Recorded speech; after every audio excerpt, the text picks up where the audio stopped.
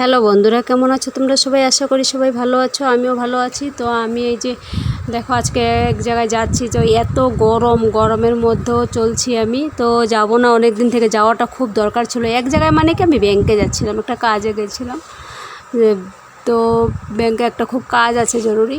তো সোনামাকে না নিয়ে গেলে সোনামাকে বা কোথায় রেখে যাব, সোনামাকে সাথে নিয়েই যেতে হবে, যার জন্য আমি যাই না। তো আজকে ভাবলাম, আজকে যেহেতু শুক্রবার আর কালকে শনিবার, কালকে ব্যাংকে তো হাফবেলা থাকবে, তারপরে আবার থাকবে না, তারপরে হচ্ছে রবিবার, যার জন্য বন্ধই থাকবে। তার জন্য ভাবলাম যে না, আজকে যাইগে। সকাল থেকে প্রোগ্রাম ছিল না যাওয়ার, মানে এক মনে বলছে যাই আর এক মনে বলছে যাবো না, এরকম করতে করতে তো রেডি হয়েই গেলাম, এখন যাচ্ছি। কিন্তু সোনামাও সেরকম খায়নি, গেলে পরে ওরও অসুবিধা হয়, খাওয়ার কষ্ট হয়। তো যাই হোক, চলে যাই। আমি দেখাচ্ছি আমাদের বাড়ি থেকে তোমার হলো এই রাস্তাটা কতটা, এতটা দেখানো সম্ভব না পুরোটা, মানে অনেকটা মনে করো 7-8 কিলোমিটার এরকমই আছে। তো আমি পুরোটা তোমাদেরকে দেখাতে পারবো না, অনেক বড় ভিডিও হয়ে যাবে। তো আমি শুধু জাস্ট এয়ারপোর্ট পর্যন্ত দেখাবো। আমাদের বাড়ি থেকে 8 কিলোমিটার পরে এয়ারপোর্ট আছে, হ্যাঁ। তো ততটুকু জায়গা এরকমই দুই সাইডটা। তো আমি এয়ারপোর্টের ঠিক একটু আগের থেকে ভিডিওটা করেছি, এয়ারপোর্টের গেট পর্যন্ত তোমাদেরকে দেখাবো, তারপরে আমি ভিডিওটা বন্ধ করে দেব।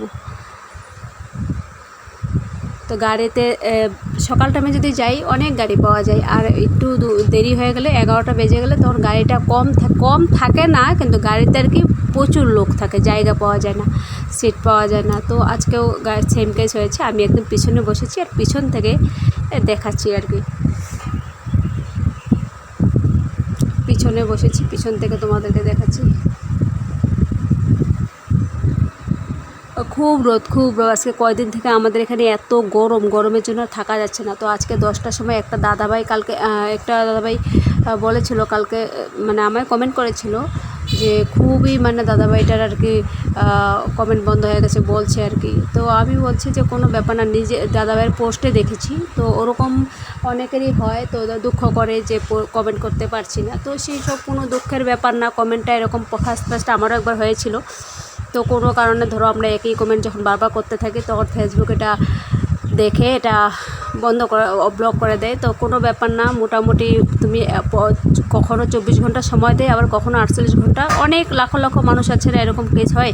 তো সব ঠিক করতে গিয়ে ওদের একটু টাইম লাগে, তো কখনও 72 ঘন্টাও লাগতে পারে, 24 ঘন্টা বলেছে, এমনও হতে পারে 1 সপ্তাহ লাগতে পারে, আবার এমনও হতে পারে 15 দিনও লাগতে পারে। কোনো ব্যাপার না, কিন্তু ভয় পাওয়ার কোনো কারণ নেই, সেটা খুলে দেবে।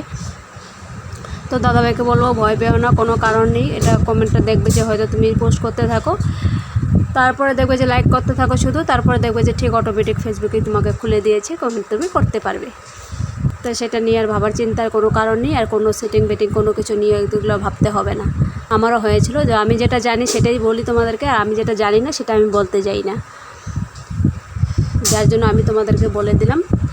তারপরে বলছি, কালকে আমার ভিডিওতে তোমরা দেখো, কালকে আমার যারা স্টার গিফট করেছে তাদের পাশে থেকো, তাদেরকে ভালোবাসা দিও।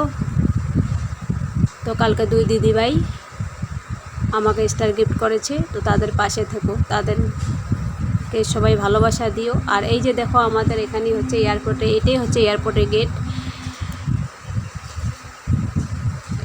এখানে কলকাতা থেকে আসো, গুয়াহাটির থেকে আসো, তো আমি বাড়িতে নিয়ে যাবো এসে। ধন্যবাদ।